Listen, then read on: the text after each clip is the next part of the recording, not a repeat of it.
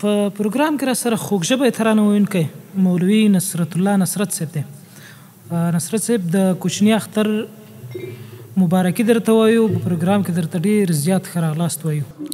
ډېره مهرباني، الله هم خوشحال که قدرمن اوسئ.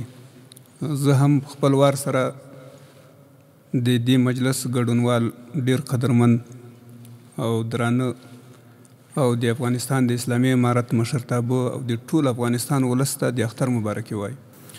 الله مو قدر وکړي. ډېره زیاته مننه. نصرت صاحب څومره وخت کېږي چې ترنم کوئ او تر دې مهاله درته یاد به وي؟ فکر نه کوم چې دا شمېر درته معلوم وي، خو څومره شعرونه به مو ترنم کړي وي؟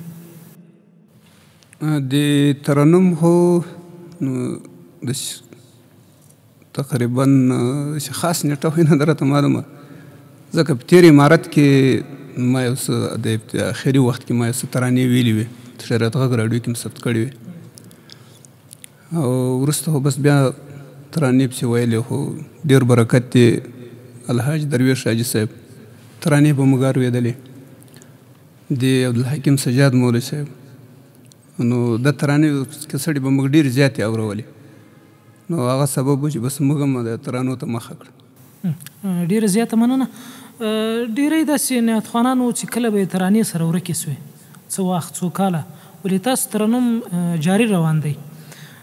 د خپلو ترانو د ثبت او ایډیټ په برخه کې څوک همکاري در سره کوي او که خپله یې کوئ؟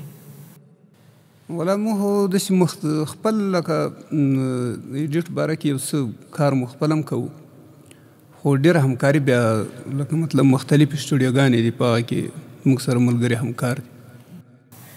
ډېره زیاته مننه. ورځو اوس ترنم در څخه اورو.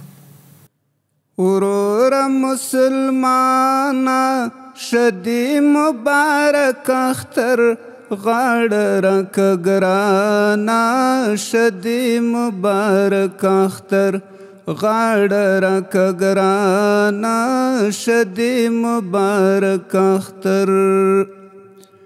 وروره مسلمانه شدی مبارک اختر، غاړه راکه ګرانه شدی مبارک اختر، غاړه راکه ګرانه شدی مبارک اختر.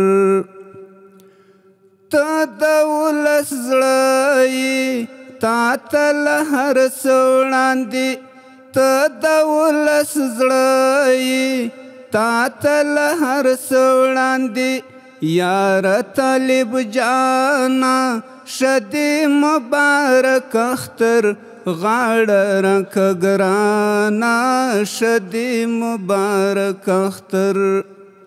وروره مسلمانه شدی مبارک اختر، غاړه راکه ګرانه شدی مبارک اختر، غاړه راکه ګرانه شدی مبارک اختر.